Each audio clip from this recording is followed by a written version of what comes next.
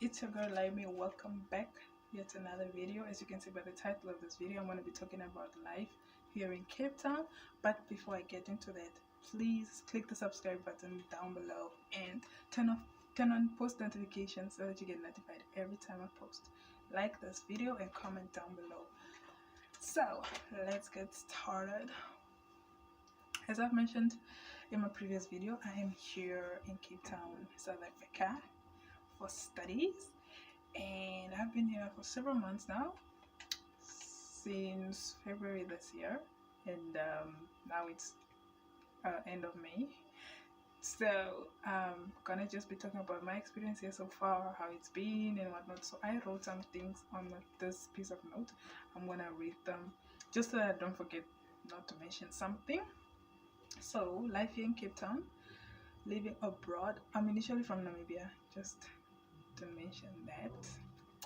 And so first thing, obviously the transport system is different here, very different in the fact that, for example, I'm going to mention specifically about taxi. We in Namibia use like the smaller cars, mostly is the taxi, but here they use quantums, like the bigger minibuses. Yes. And so yes, it is very different, and the fact is that all these people drive crazy, like very insane, something I'm not used to, and they pack so many people in the car, and it's just something I'm not used to, like, why?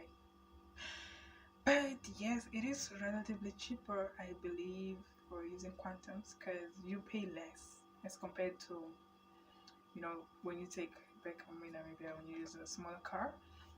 And also you also can use an Uber, which is safer. They have the Uber app here, so you can use an Uber. Like if, for example, you go shopping and you got so much to carry, you just dial an Uber and basically it takes you there. So then the next thing is water. Mostly I've noticed here they use borehole water. I believe it's maybe due to water crisis or something, or just reducing water bills. I don't know the reason, but they use borehole water, which has a funny and distinct taste. Basically it tastes like somehow salty, like sourish. Okay, not sour, but yes, salty. You can't really drink that water. Like you need to buy the shop, like water in the shop, in order to drink with. So the tap water from where I stay, I'm not gonna say the whole Cape Town because I don't know, but where I stay is borehole water, and so that's only good for washing and bathing, but not cooking with. You can't drink it either. And that's another thing. So number 3, I'm going to be talking about the currency here, guys. They use a rand here in South Africa, and in Namibia we use a Namibian dollar. It is not really different, but just obviously the currency type.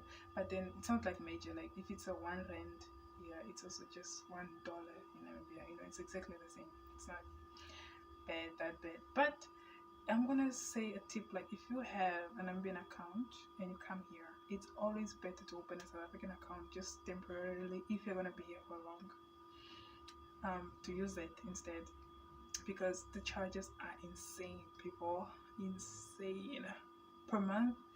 Like in this month I paid like more than 200 rand just for charges, bank charges, guys, because of withdrawals,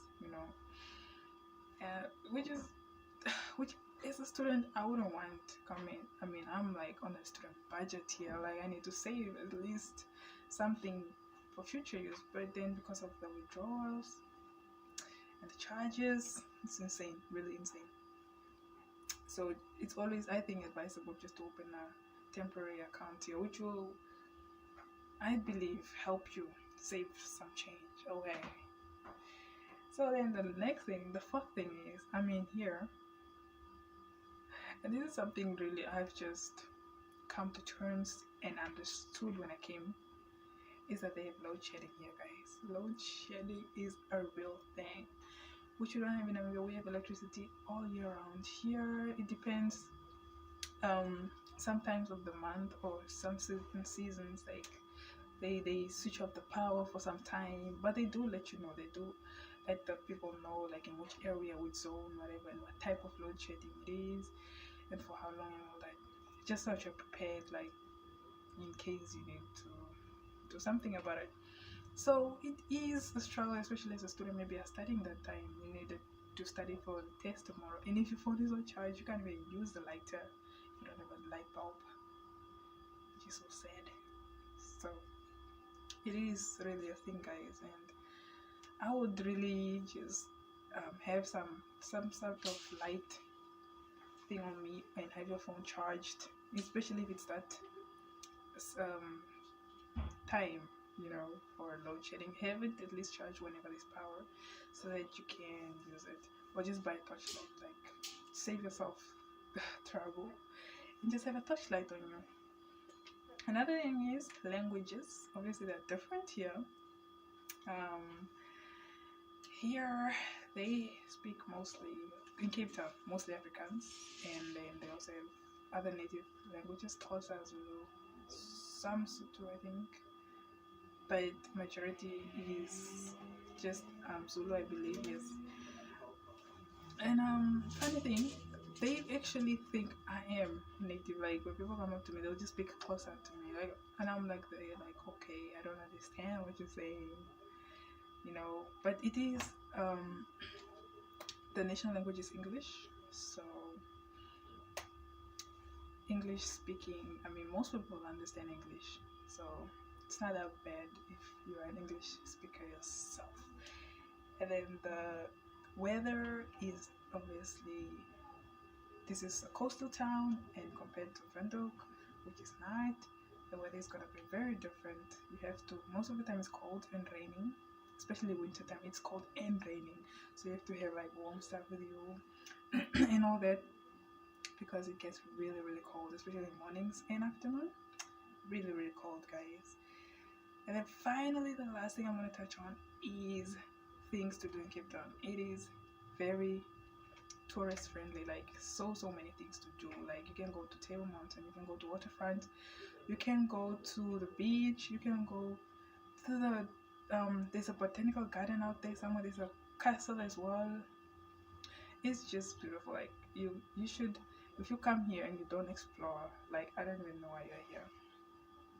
I don't know, but there's certainly a lot of things to do in Cape Town. It's not like you're just sitting there like, what do I do now?